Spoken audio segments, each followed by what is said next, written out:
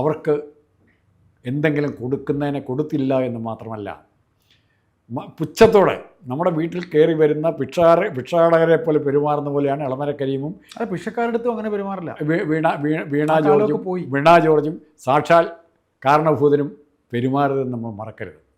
കരുണാകരനോ അല്ലെങ്കിൽ ഇതിനൊക്കെ ഇന്ദിരാഗാന്ധിയോ സ്വേച്ഛാധിപതികളായിട്ട് ഒരൊറ്റ പ്രധാനമന്ത്രി അങ്ങനെ പെരുമാറില്ല, ഇതുവരെ പെരുമാറിയിട്ടില്ല. പക്ഷേ ഈ ഭിക്ഷ ചോദിച്ച് വരുന്നവനെ തലയിൽ ചവിട്ടുക എന്നുള്ള പാരമ്പര്യം ആദ്യം കാണിച്ചത് പിണറായി വിജയൻ. ഇവിടെ കേരളത്തിൽ ശേഷം വീണ ജോർജ്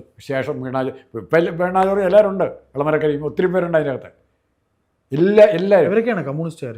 അല്ല, എന്നിട്ട് ഒരു അവകാശപ്പെടുന്ന കമ്മ്യൂണിസ്റ്റുകാരെന്നുള്ള ഒരു വീണ ജോർജിൻ്റെ ഫ്ലെക്സ് വെക്കാൻ തീരുമാനിച്ചപ്പോൾ ഒരു കാര്യം കൂടെ തീരുമാനിച്ചു.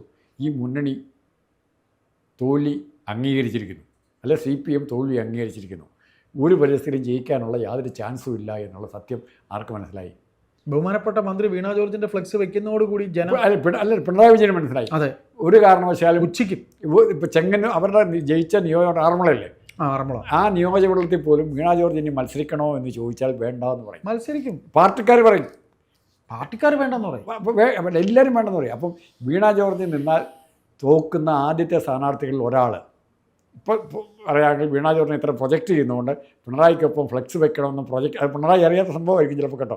വീണ ജോർജ് ഇടയ്ക്കൂടെ അങ്ങനത്തെ പരിപാടി അവർക്കുണ്ട്, ഞാൻ വലിയ പുള്ളിയെന്ന് കാണിക്കാൻ വേണ്ടി. ഇത് ഫ്ലെക്സ് വെച്ചാൽ വീണ ജോർജാണ് അടുത്ത സ്ഥാനാർത്ഥിയാകുന്നെങ്കിൽ ഇടതുപക്ഷം മുന്നണിയിൽ ആദ്യം തോക്കുന്ന സ്ഥാനാർത്ഥി വീണ ജോർജ്. അത് ഉറപ്പായിട്ട് നമുക്ക് പറയാൻ പറ്റും.